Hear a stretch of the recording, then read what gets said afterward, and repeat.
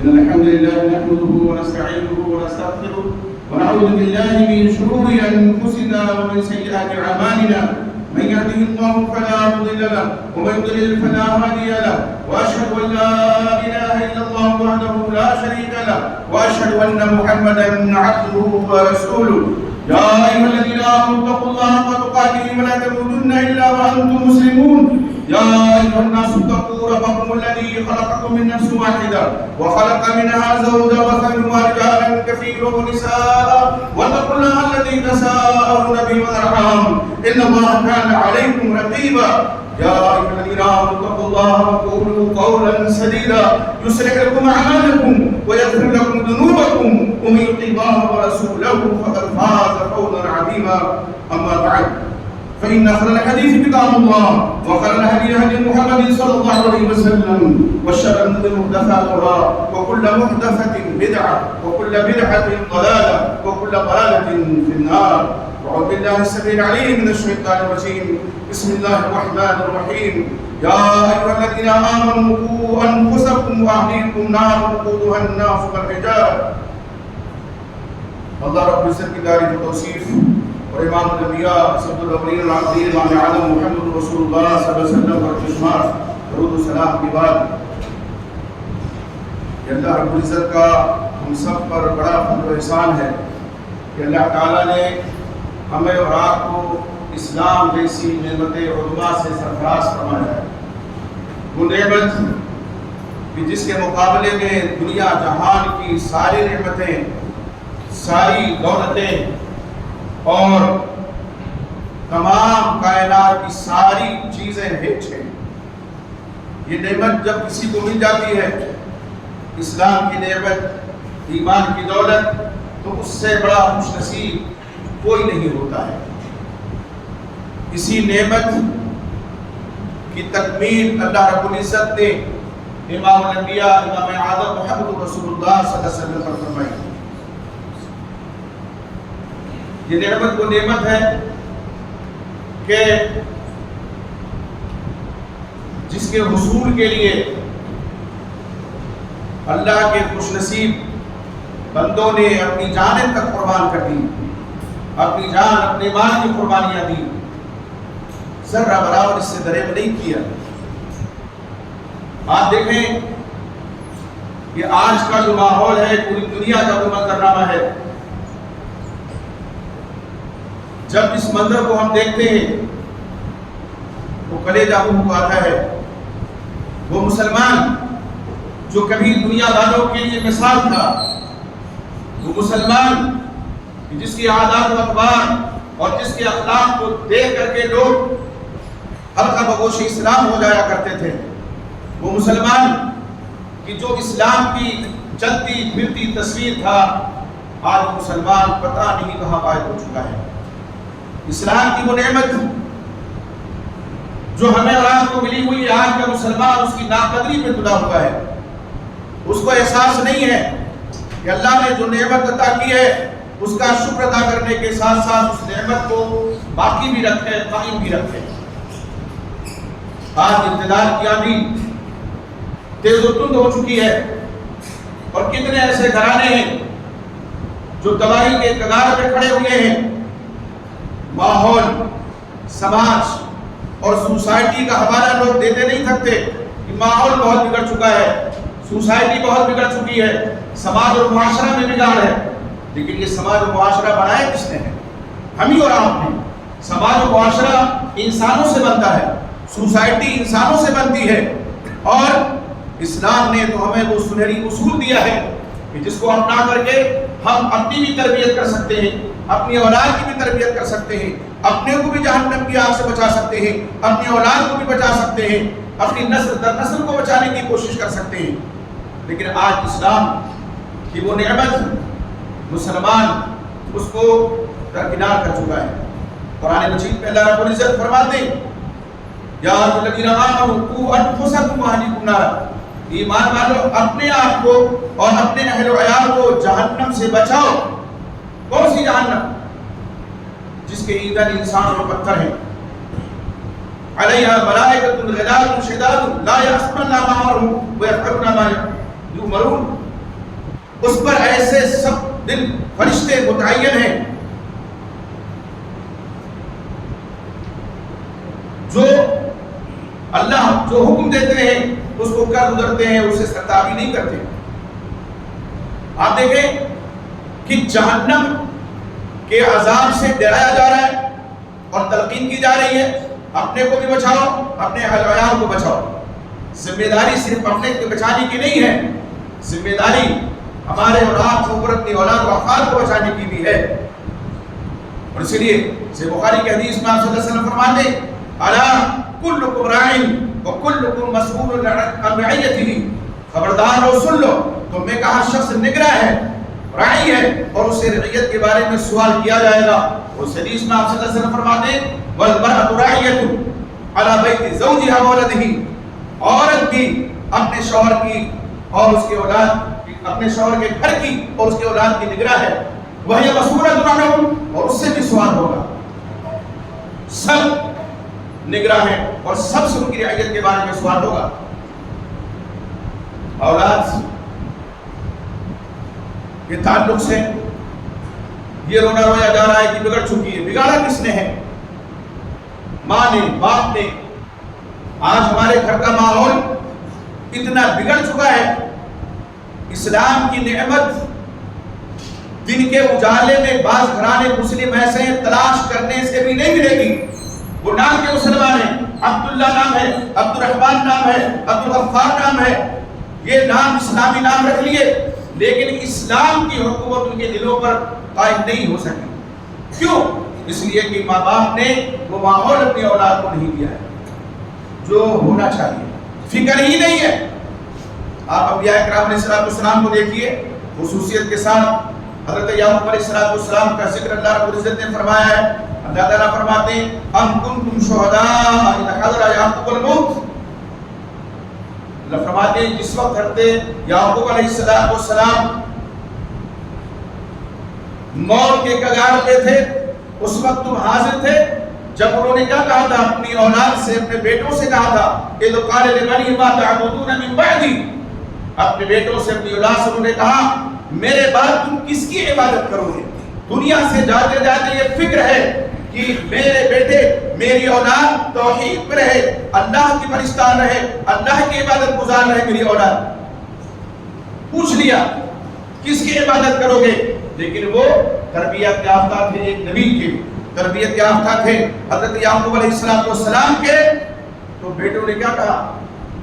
قالوا نعبد الہک وَإِلَٰهَ آبَائِكَ إِبْرَاهِيمَ وَإِسْمَاعِيلَ وَإِسْحَاقَ إِلَٰهًا وَاحِدًا، ہم آپ کے معبود کی عبادت کریں گے اللہ رب العزت کی، اور آپ کے آبا ابراہیم علیہ السلام، اسماعیل علیہ السلام، اسحاق علیہ السلام کے معبود حقیقی کی عبادت کریں گے جو ایک ہے، تنہا ہے، وَنَحْنُ لَهُ مُسْلِمُونَ، اور ہم اس کے تابع فرمان رہیں گے۔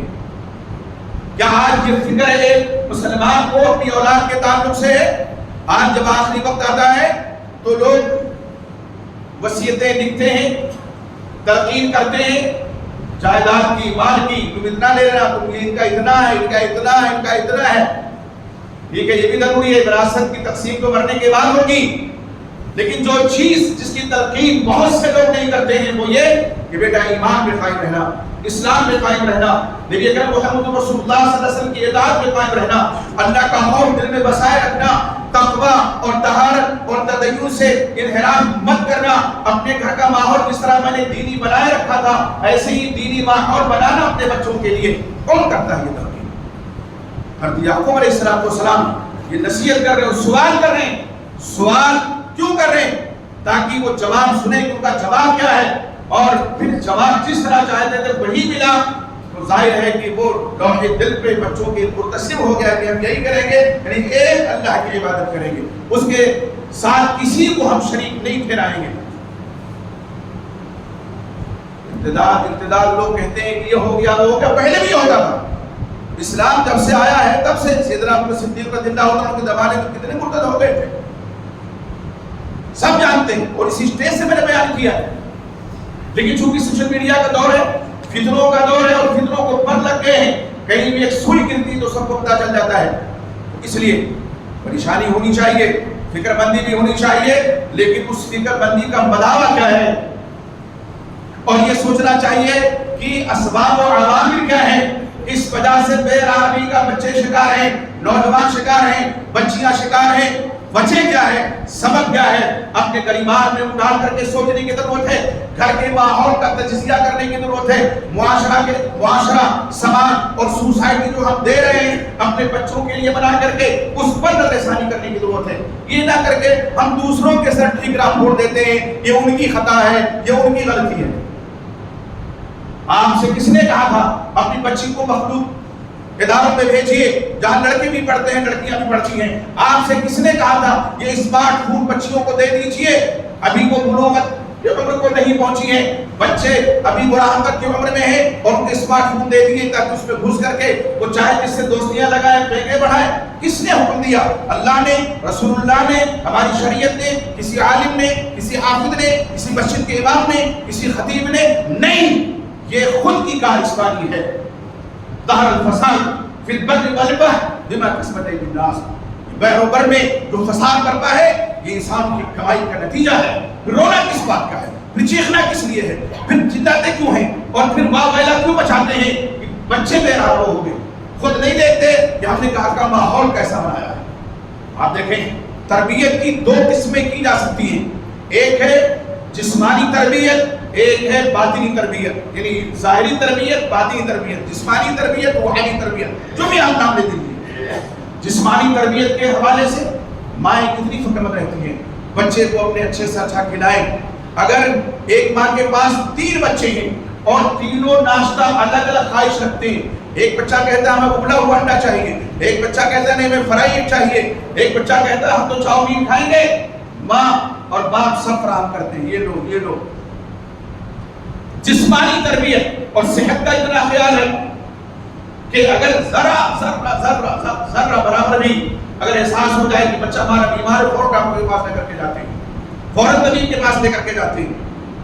لیکن یہی ماں ہے اور وہی باپ ہے کہ بچہ بگڑ رہا ہے، کوئی فکر نہیں، ابھی تو بچہ ہے، ابھی کھیلنے کودنے کے دن ہیں۔ آپ کو معلوم ہے کہ ٹاٹا فیض آباد میں جو ہے وہاں کے بارے میں ہم لوگ بچپن سے سنتے چلے آئے کہ مائیں جب کام میں مصروف رہتی اور بچہ رو رہا ہے تو اس کو کیا کر دیتی تھی، تھوڑا سا افیم چٹا دیتی، وہ مدہوش ہو جاتا تاکہ خاموش رہے، روئے نہیں، چیخے نہیں۔ اب یہ افیم چاڑ کے بچہ جو پروان چڑھے گا، افیم چی نہیں ہوگا تو کیا ہوگا؟ بچہ رو رہا ہے، ماں نے موبائل پکڑا دیا، کھیلو بیٹا، کھلونا آ گیا ہے، تو یہ بچہ کیا ہوگا کہ چل کر کے بگڑ گیا، نہیں تو کیا ہوگا؟ تربیت یہاں سے شروع ہوتی ہے، ماں کی گود بچے کا پہلا مدرسہ ہے، اور اسی لیے کہا گیا الام مدرسۃ اذا اعددتها اعددت شعبا طیبا العراقی، ماں مدرسہ ہے، اگر تم نے اس مدرسے کو اچھی طرح سے تیار کر دیا ایک اچھی نسل تیار ہو جائے گی۔ آج شادی بیاہ کے موقع پہ لوگ دولت دیکھتے ہیں، شہرت دیکھتے ہیں، جاہ و جلال دیکھتے ہیں اور مال و منال دیکھتے ہیں، اگر نہیں دیکھتے ہیں تو دینداری نہیں دیکھتے ہیں۔ اللہ کے نبی محمد رسول اللہ صلی اللہ علیہ وسلم نے کیا فرمایا؟ اذا اتاکم من ترضون دینہ وخلقہ فزوجوہ، جب تمہارے پاس کوئی ایسا رشتہ لے کر کے آئے جس کے دین سے اور جس کے اخلاق سے تم راضی ہو، شادی کر دو، اور اگر ایسا نہیں کرو گے اللہ کے نبی صلی اللہ علیہ وسلم فرماتے ہیں کہ فتنۃ وفساد عریض فی الارض، فتنہ ہوگا، روئے زمین میں لمبا چوڑا فساد ہوگا۔ آج ایسے گھرانوں میں فتنہ برپا ہے، اولاد نافرمان ہے، بیوی نافرمان ہے، کیوں؟ اس لیے کہ بیوی کے انتخاب کے موقع پہ دین کو نہیں دیکھا گیا، اور جب اولاد پیدا ہوئی تو اس کی دینی تربیت نہیں کی گئی۔ جسمانی تربیت تو بہت اچھے انداز میں ہوئی، لیکن جسے کہتے ہیں روحانی تربیت، ظاہری تربیت بہت اچھے انداز میں ہوئی، لیکن جسے کہتے ہیں باطنی تربیت اس کی جانب ادنا بھی توجہ نہیں دی گئی۔ بچے بگڑیں گے ہی، ماحول کا رونا، دوسروں کو ملزم ٹھہرانا، یہ بند کرنا چاہیے۔ اپنے گریبان میں منہ ڈال کر کے سوچنے کی ضرورت ہے کہ ہم کہاں کھڑے ہیں، ہم اپنی اولاد کو کیا بنا رہے ہیں، اور اولاد سے بڑھ کر کے دنیا میں ایک والدین کے لیے کوئی نعمت نہیں ہو سکتی اسلام اور ایمان کے بعد۔ اس نعمت کی اس قدر ناقدری ہو رہی ہے۔ آپ دیکھیں اللہ کے نبی محمد رسول اللہ صلی اللہ علیہ وسلم نے اپنی احادیث مبارکہ میں کس طرح سے تلقین فرمائی ہے۔ آپ صلی اللہ علیہ وسلم فرماتے کہ جب تمہاری اولاد 7 سال کی ہو جائے، مروا اولادکم بالصلاة وهم ابناء 7 سنين، 7 سال کی ہو جائے. ابو داؤد کی روایت میں نماز پڑھنے کا حکم دو. وَاضْرِبُوهُمْ عَلَيْهَا وَهُمْ أَبْنَاءُ 10، اور جب 10 سال کے ہو جائے نہ پڑھیں تو اس نہ پڑھنے کو ان کو مارو. یہ 10 سال کی جو عمر کا جو مرحلہ ہے یہ بڑا نازک مرحلہ ہے. بچپن سے لے کر کے 10 سال تک بچے گھر سے زیادہ وابستہ رہتے ہیں، اور بچپن میں ماں سے سب سے زیادہ وابستہ رہتے ہیں. باپ تو کبھی کبھی گھر میں داخل ہوتے، لاڈو پیار کر لیا، یا کبھی شرارت بچہ کر رہا ہے تو ڈانٹ دیا، لیکن ماں کی گود میں بچے بڑے دشوار تھے. اس لیے اس مرحلے میں، بچپن کے مرحلے میں ماں کی سب سے بڑی ذمہ داری ہے کہ وہ اپنے بچوں کی اسلامی تربیت کرے، دینی تربیت کرے، دینی ماحول بنائے گھر کا. ماں اگر بے نمازی ہے تو بچے بھی نمازی ہوں گے. آپ جن گھروں میں دیکھیے، جن گھروں میں مائیں، بہنیں، بیٹیاں، عورتیں نماز پڑھتی ہیں، بچے جا کر کے بغل میں کھڑے ہو جاتے ہیں.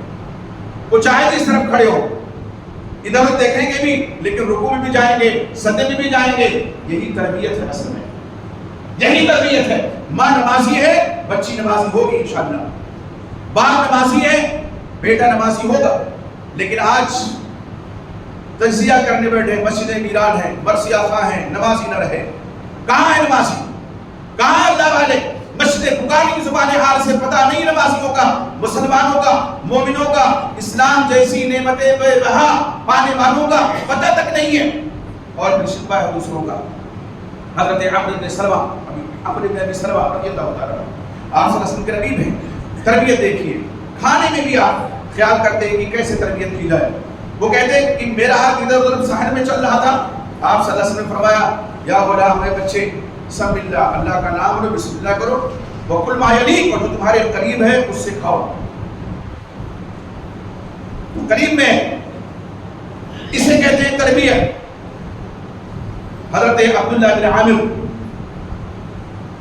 کہتے ہیں ان کی ماں نے ایک دفعہ ان کو بلایا، کہا آؤ بیٹے میں تمہیں کچھ دوں گی. آپ صلی اللہ علیہ وسلم موجود تھے، پوچھا کیا دو گی؟ کہا کہ کھجور دینا چاہتے ہیں. دیا. فرمایا اگر تم نہیں دیتی تو تمہارے نام اعمال میں جھوٹ لکھا جاتا ہے کہ اپنے بچے کو تم نے جھوٹ بلایا، جھوٹ کہہ کر کے. کتنے گارجین ہیں اور کتنے والدین ہیں اور کتنے ماں باپ ہیں جو اس کا خیال گھر میں رکھتے ہیں، جھوٹ پہ جھوٹ بولے چلے جاتے ہیں. بچے کے سامنے جھوٹ بولیں گے تو بچہ بھی جھوٹ کا عادی ہوگا. بچے کے سامنے کسی کی غیبت کریں گے تو بچہ بھی غیبت کا عادی ہوگا. بچے کے سامنے گالیاں دیں گے تو بچہ بھی گالی باز ہوگا. ایک صاحب، ان کا بیٹا کئی سال تک نہیں بولا، بڑے پریشان ہے، ماں بھی پریشان، باپ بھی پریشان. کی بات کیا ہے؟ ایک دن بہت ہی زیادہ خوشی کے عالم میں گھر میں داخل ہوئے، مسکراتے ہوئے، اور آواز دی کہ مننے کی ماں کہاں ہو، سنتی ہو؟ کہا کیا بات ہے؟ کہا ماشاءاللہ کر کے ہمارا بیٹا بولنے لگا. ہاں سنا آپ نے؟ کہا گلی سے میں گزر رہا تھا تو ہمارا بیٹا ایک بچے کو گالی دے رہا تھا، میں نے وہ سن لیا. گالی سنا اتنا خوش ہے.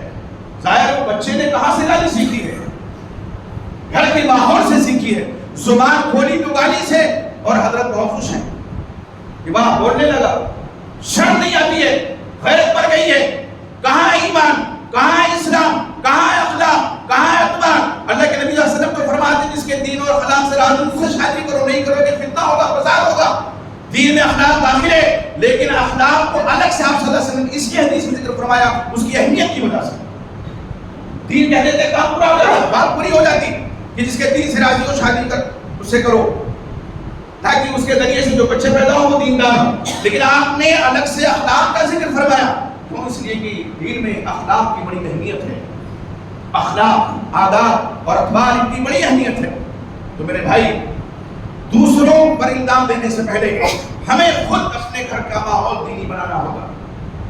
اسلام کی جو مبادیات ہیں، ارکان اسلام، ارکان ایمان، یہ بتائیے، اللہ کا خوف دلائیے، اللہ کی خشیت بچوں کے دل میں بٹھانے کی کوشش کیجیے، اللہ کا تقویٰ ان کے دل میں بسانے کی کاوش کیجیے. آپ دیکھیے یہی بچے ایک دن آپ کا نام روشن کریں گے، دین کا نام روشن کریں گے، اللہ والے بن کر کے نکلیں گے. زمانہ ایسا آ گیا ہے، وہ حدیث بار بار ذکر کرنے کی ضرورت پڑتی ہے. اللہ کے نبی محمد صلی اللہ علیہ وسلم نے اس میں فرمایا، صحیح مسلم کی روایت میں، بادر بالاعمال فتنہ، بادر بالاعمال فتنہ کہتے ہیں الليل المظلم يصبح الرجل مؤمنا ويمسي كافرا ويمسي مؤمنا ويصبح كافرا. یہ بھی ردین ہو بعرض من الدنیا کہ اعمال میں پہل کرو، سبقت لے جاؤ، آگے بڑھو فتنوں سے پہلے، کہ فتنہ ایسا آئے گا کہ تہ در رات کی تاریکی جو تہ درتا ہوتی ہے اس کی مانند ہوگا وہ فتنہ، تاریکی رات کی جو تاریک اس ٹکڑوں کی مانند۔ آدمی صبح کرے گا ایمان کی حالت میں اور شام کو کافر ہو جائے گا، شام کرے گا ایمان کی حالت میں، ایمان کی حالت میں صبح کو کافر ہو جائے گا۔ اپنا دین، اپنا ایمان وہ دنیا کے چند ساز و سامان کے عوض میں بیچ دے گا۔ آج وہی ہے، اسباب کئی ایک ہیں۔ ایک سبب یہ ہے کہ گھر کا ماحول ہم نے دینی نہیں بنایا ہے، ہم خود نمازی نہیں ہیں، بچے کیسے نمازی ہوں گے؟ پہلے زمانے میں مائیں بچوں کو اللہ کا خوف دلاتی تھی، یہ کام کرو گے اللہ ناراض ہو جائیں گے، تو بچے کے دل میں آٹومیٹک یہ ایک خیال بلکہ یقین پیدا ہوتا تھا کہ اللہ کوئی بہت بڑی ہستی کا نام ہے جس سے ہمارے ماں باپ بھی ڈرتے ہیں، جس سے ہمارے گھر والے بھی ڈرتے ہیں، اور جس کا بار بار حوالہ دیتے ہیں یہ کام کرو گے اللہ ناراض ہو جائیں گے، اللہ پکڑیں گے، گرفت کریں گے، جہنم میں ڈال دیں گے، یہ کریں گے، وہ کریں گے۔ تو بچپن سے بچے کے دل میں اللہ کا خوف، اللہ کی خشیت بیٹھی ہوئی، یہ نہیں کیا جاتا ہے۔ ڈرایا جاتا ہے کس سے؟ بلی سے، کتے سے، شیر سے، بھالو سے، گیدڑ سے۔ روز کے بھی کتا کے کاٹ لے گا، ابھی شیر آ جائے گا، بھیڑیا آ جائے گا، وہ پاگل کی گلی میں گھوم رہا ہے وہ پکڑ کے لے جائے گا۔ اللہ کا خوف کیسے بچے کو بتائے گا؟ تعداد ایسے نہیں آتا ہے، اس کے عوامل ہوتے ہیں، اس کے اسباب ہوتے ہیں، اس کے مقدمات ہوتے ہیں، کچھ ایسی چیزیں ہوتی ہیں جو دھیرے دھیرے آ کر کے تہ دردہ بیٹھتی ہیں اور پھر ہمبار ہو جاتا ہے اس کا۔ آج جو کچھ ماحول ہم نے پہلے سے دیا ہوا ہے آج اس کو دیکھ رہے ہیں۔ اللہ نہ کرے آئندہ زمانے میں اس سے زیادہ آندھیاں چلیں، اللہ نہ کرے۔ تو ایک تو یہ ہے کہ غیر دینی ماحول، دوسری کیا ہے کہ بچہ جب بڑا ہوتا ہے دین کے مبادیات سے ناواقف ہم اس کو رکھتے ہیں، مسجد نہیں بھیجتے، مدرسے میں نہیں بھیجتے، دینی تعلیم سے آراستہ و براستہ نہیں کرتے ہیں، اس کو قرآن کی تعلیم نہیں اس کو دیتے ہیں، فوراً بھیج دیا کانوینٹ میں۔ اب کانوینٹ میں بھیج دیا تو وہاں جو پرورش ہوگی ظاہر ہے آپ نے بچہ جب 4-5 سال کا تو خود توجہ نہیں دی، 4 سال کے بعد اس کو کانوینٹ میں ڈال دیا اور پھر وہاں بھی تربیت نہیں ہوئی، تو تربیت کب ہوگی اس بچے کی؟ تربیت تو وہاں غلط ڈھنگ سے ہو رہی ہے، وہاں تو اپنے حساب سے ان کو سکھایا جا رہا ہے۔ اسی لیے آپ دیکھیں اللہ کے نبی محمد رسول اللہ نے سب سے زیادہ زور جس چیز پہ دیا ہے وہ انسان کی تربیت ہے، اور گھر کے ماحول میں سب سے پہلے تربیت ہی ہے۔ تعلیم کا مرحلہ بعد میں آتا ہے، بچہ پیدا ہوا اس کا اسلامی نام رکھنے کا حق ہے، اسلامی نام، بلکہ ایک بچے کے دنیا میں آنے سے پہلے اس کی تربیت کی اطلاع اسلام میں موجود ہے۔ اس حدیث میں دین و اخلاق والے سے شادی کرو، بچہ دیندار ہوگا، اخلاق مند ہوگا۔ اس کا مفہوم مخالف کیا ہے؟ بے دین سے شادی ہوگی تو اس کی گود میں جو بچے پڑے ہوئے پائیں گے وہ بھی بے دین ہوں گے، ان کے دل میں بھی اللہ کا خوف نہیں ہوگا، اللہ کی خشیت نہیں ہوگی۔ تو اب جب بچہ پیدا ہو گیا کسی کے ہاں، ہزاروں تمنا و آرزوؤں کے بعد نام رکھتے ہیں الجلو، نام میں تفاوت ہوتا ہے۔ اللہ کے نبی محمد رسول اللہ صلی اللہ علیہ وسلم کا کوئی ایسا نام ہوتا تھا مرد بدل دیا کرتے تھے۔ حضرت سید مسیب رحمۃ اللہ علیہ کبار تابعین میں سے، وہ کہتے ہیں میرے دادا کا نام حضر تھا، آپ صلی اللہ علیہ وسلم کی خدمت اقدس میں آئے، آپ نے پوچھا مسلم تمہارا نام کیا ہے؟ اور اسمی حزن، حزن کے معنی کیا ہوتے ہیں؟ درستگی کے، غمزدگی کے، سختی کے ہوتے ہیں۔ آپ نے فرمایا بلد کا سہل، سہل کے معنی ہوتے ہیں نرم مزاجی کے، نرم خوئی کے، نرم عادت کے۔ کہتے ہیں میرے دادا نے قبول نہیں کیا، کہا کہ چونکہ میرے باپ نے یہ نام رکھا اس لیے میں اس کو نہیں بدل سکتا۔ فرماتے ہیں فما زالت الحضرۃ فینا، غمزدگی، درستگی، سختی برابر ہمارے خاندان میں رہی۔ تو اس طرح سے نام اسلامی رکھنا چاہیے، اور سب سے بہتر نام اسم عبودیت ہو کہ اللہ کا بندہ عبداللہ، عبد الرحمن آپ نے فرمایا۔ لیکن اس کے علاوہ بھی نام ہیں، دینی نام آپ رکھیے، بامانہ نام رکھیے، انور جلور نام نہیں رکھنا چاہیے، لیکن لوگ رکھتے ہیں، پہلے نام رکھ دیں گے پھر پولیس آپ کو فون کریں گے اور اس کا نام مطلب بتا دیجیے، نام آپ نے رکھا ہے مطلب بتائیں، پولیس صاحب کیوں بتائیں بھائی؟ پھر مطلب نام ہے تو اس کا مطلب کہاں سے کھوج کر کے لائیں گے، کس ڈکشنری سے لے کر کے لائیں گے؟ بعض لوگ کیا کرتے ہیں نام رکھنے میں، قرآن پڑھ رہے ہیں، اور کتنے ایسے واقعات ہیں۔ ایک دادی اماں قرآن پڑھ رہی تھی، ان کے یہاں بیٹا پیدا ہوا، بیٹا آتا ہے، کہا آپ دادی بن گئی ہیں، بیٹا ہوا ہے ماشاءاللہ، نام بتا دیجئے. کہا بیٹا قرآن پڑھتی ہوں، ایک نام کئی دفعہ آیا ہے بہت پیارا لگتا ہے، کوئی نام رکھ دو. کہا کیا؟ کہا ابلیس. ابلیس نام. ابلیس نام رکھیں گے تو ابلیس ہی رہے گا. نام کی خاصیت اس کے اندر رہے گی نا، وہ صفت اس کے اندر موجود رہے گی. ایسے نام رکھتے ہیں. ایک نام رکھ دیا ہنج، فہدیناہم نجدین سے ہنج لے لیا. کیا مانا ہنج کو؟ کچھ نہیں، بے معنی لفظ ہے. کہا قرآن سے رکھا ہے. تو قرآن میں فرعون کا بھی ذکر ہے، بعض لوگ فرعون نام رکھ دیتے ہیں جو قرآن سے رکھا پاک کتاب ہے. یہ جو پہلے چل چکا ہے. اور بعض لوگ فلمی ہیرو کے نام پہ نام رکھتے ہیں. بچہ پیدا ہوا، کیا نام رکھتے؟ شاہ رخ خان، عامر خان، فلاں خان، ڈھکا خان. تو وہ اترے گا ہی. اب وہ گلیوں میں رل رہا ہے تو کیوں آخر پریشان ہو؟ تم نے نام رکھا ہے یہ کر کے کہ فلاں کی طرح ہوگا. یہ جو تربیت ہے بہت ضروری ہے کہ ہم یہاں نام سے شروع کریں. عقیقہ ثابت نہیں کریں، لوگ نہ کر کے چھٹی کر کے چھٹی لے لیتے ہو اور ہزاروں روپیہ اس میں خرچ کر دیتے ہیں. ہزاروں روپیہ خرچ کرتے ہیں. چھٹویں دن، ساتویں دن تو عقیقہ آپ سے فرمایا، جو ان کو صحابی مسلم آپ نے فرمایا، لیکن نہیں چھٹی کریں گے. اور پھر باقاعدہ سسرود کی محفلیں ایک ساتھ ایسی چھٹی کر رہے تھے. پتہ چلا کہ بچے کی چھٹی ہو گئی، وہ ختم ہو گیا چھٹی کے دن. بے سمائیں بلائی گئی تھی، رقاصائیں بلائی گئی تھی ناچنے کے لیے، گانے کے لیے. ادھر سسرود کی محفل ہے اور ادھر بچہ چلا گیا، روح برباد کر گئی اس کی. ماتم کدا پورا گھر بن گیا، پورا ماحول بن گیا. آپ بچے کی تربیت کریں گے، آپ صلی اللہ علیہ وسلم کیا فرماتے ہیں؟ یہ بچے سفارشی بنیں گے، شفاعت کریں گے کل قیامت کے دن. اگر بچپنے میں وفات ہو گئی ہے اور والدین نے صبر کیا ہے، جزا فدا نہیں کیا، آنکھیں تو آنسو بہائیں گی، دل گندتا بھی ہوگا، لیکن جزا فدا نہیں کیا، اگر ایمان نہیں چاک کیا، سر نہیں نوچا، تو کل قیامت کے دن بچے شفاعت کر اپنے والدین کی کریں گے. تو کم سے کم وہ ماحول دیجیے بچوں کو. موت و حیات کا مالک اللہ رب العزت. اسی طرح سے اور ہے لالچ میں بہت سے لوگ یبیعوا دینہ بعرض من الدنیا. آپ نے فرمایا فتنے ارتداد کا ایک سبب یہ بھی، اور بھی فتنے ہیں. لالچ میں آ کر کے دنیا مل جائے. دنیا کیسی ہے؟ ادھر سانس کی ڈور ٹوٹی، ادھر دنیا کی ساری زیبائیاں، ساری رعنائیاں، ساری رنگینیاں ختم. اور صرف سانس کی ڈور سے نہیں ختم ہوتی ہیں. ایک آدمی بیمار پڑ جائے، اسپتال میں موجود ہو اور اس کے سامنے انواع اقسام کی چیزیں لا کر رکھ دیجیے، بے سود ہے. ادھر وہ نظر تھا کہ بھی دیکھنا گوارا نہیں کرے گا. رقص و سرود کی محفل سجا دیجیے ایک بیمار کے سامنے، آپ دیکھیے اس کی کیا کیفیت ہوتی ہے. تو دنیا تو بیماری ہی میں اس کو بہت ہی بیکار لگنے لگتی ہے. اور جب سانس کی ڈور ٹوٹ گئی تو سب ٹھاٹ پڑا رہ جائے گا. جب دانت چلے گا بچار، جب روح نکال کے فرشتے لے جائیں گے، سارا ٹھاٹ پڑا رہ جائے گا، کچھ بھی نہیں بچے گا. اس دنیا کے لیے مر رہے ہیں.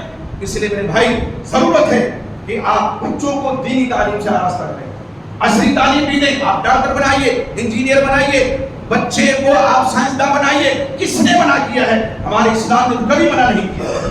ہمارے اسلام میں تو باقاعدہ تلقین موجود ہے کہ بچوں کو یہ ساری چیزیں آپ سکھائیے، لیکن دین سے دور کر کے نہیں، دین سے بیدار کر کے نہیں. آپ بنیادی دین کی تعلیم دیجیے، گھر میں دیجیے، مدرسے میں بھیجیے. اور اس طرح سے جب اس کی بنیاد مضبوط ہو جائے گی، دنیا کی بڑی سے بڑی طاقت اس کو انشاءاللہ ہلا نہیں سکتی ہے. تیز و تندانیاں ابتداء کی چلیں، یاریاں چلیں، عاشقیاں چلیں، لیکن اس دن یہ سینے میں دھڑکتا ہوا دل ہے، اگر اس میں تقویٰ ہے، اگر اس میں طہارت ہے، اس میں تدین ہے، اس میں ایمان ہے، اسلام کی نعمت ہے، تو ہمارا آپ کا بچہ نوجوان کبھی گمراہ بچی، نوجوان بچی کبھی گمراہی کا شکار انشاءاللہ نہیں ہو سکتی. اس لیے جو اللہ کی حفاظت میں ہے، ان کے سینے میں ایمان موجود ہے، اللہ کا خوف موجود ہے، ان کی تربیت بہت اچھے ڈھنگ سے ہوئی ہے. بچے جو ہوتے ہیں نرم نازک پودے کی طرح سے ہوتے ہیں. مالک جس طرح چاہے ان کا روح موڑ دے. سیدھا لے جانا چاہیں گے سیدھے چلے جائیں گے. اور اسی لیے آپ صلی اللہ علیہ وسلم فرمایا ما من مولود الا یولد الفطرہ فابواه یحودانہ اور یمجسانہ اور ینصرانہ. یہ اولاد جو پیدا ہوتی ہے وہ فطرت اسلام میں پیدا ہوتی ہے. اب اس کے والدین چاہے اس کو یہودی بنائیں، چاہے مجوسی بنائیں، چاہے عیسائی بنا دیں، یہ والدین کے اوپر ڈپینڈ کرتا ہے. والدین اگر خود دیندار ہوں گے انشاءاللہ بچے دیندار ہوں گے.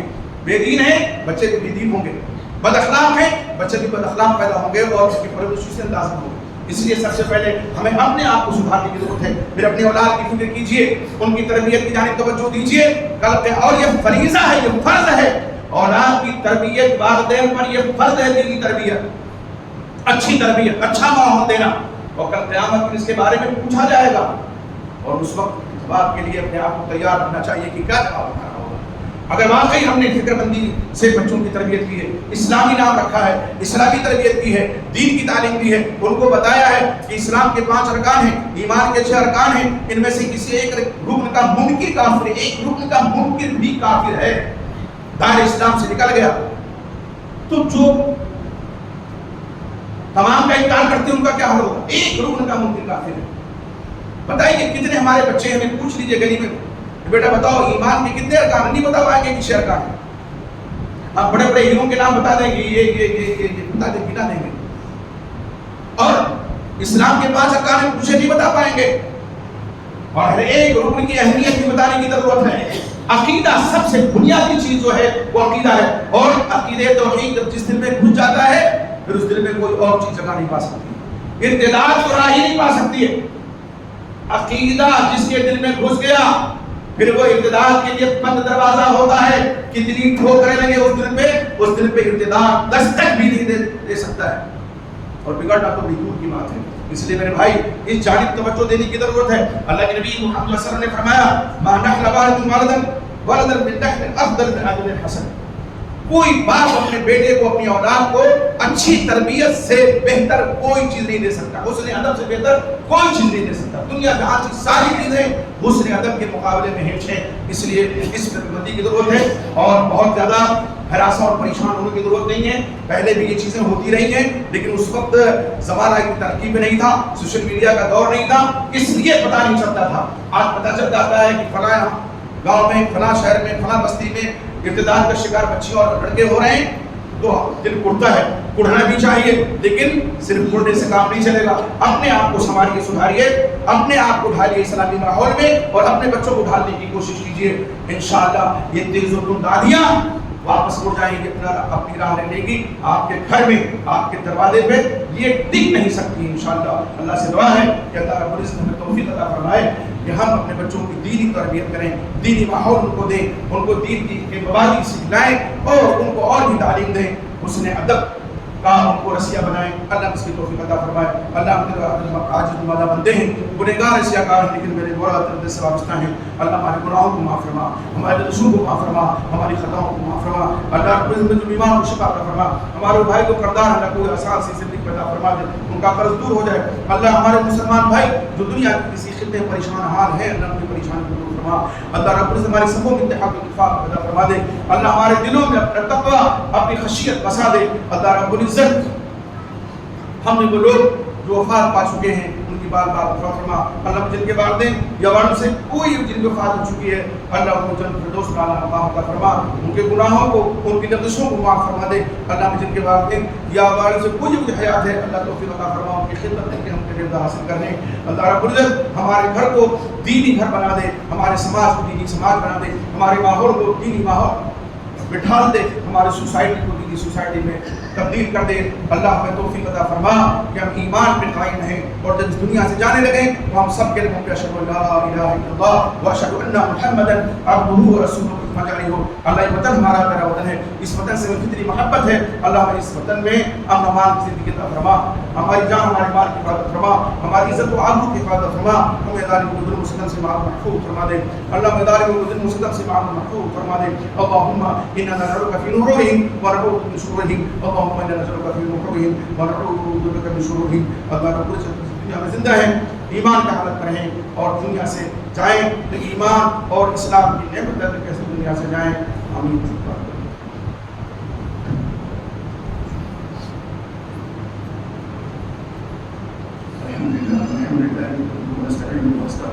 ونعوذ بالله من شرور انفسنا ومن سيئات اعمالنا, من يهده الله فلا مضل له ومن يضلل فلا هادي له, واشهد ان لا اله الا الله وحده لا شريك له, واشهد ان محمدا عبده ورسوله.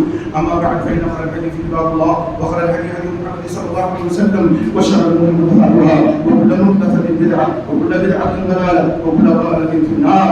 أعوذ بالله السميع العليم من الشيطان الرجيم بسم الله الرحمن الرحيم إن الله وملائكته يصلون على النبي يا أيها الذين آمنوا صلوا عليه وسلموا تسليما اللهم صل على محمد كما صليت على إبراهيم وعلى آل إبراهيم إنك حميد مجيد اللهم بارك على محمد كما باركت على إبراهيم وعلى آل إبراهيم إنك حميد مجيد عباد الله رحمكم الله إن الله يأمر بالعدل والإحسان وإيتاء ذي القربى وينهى عن الفحشاء والمنكر والبغي يعظكم لعلكم تذكرون واذكروا ربكم وادعوه يستجب لكم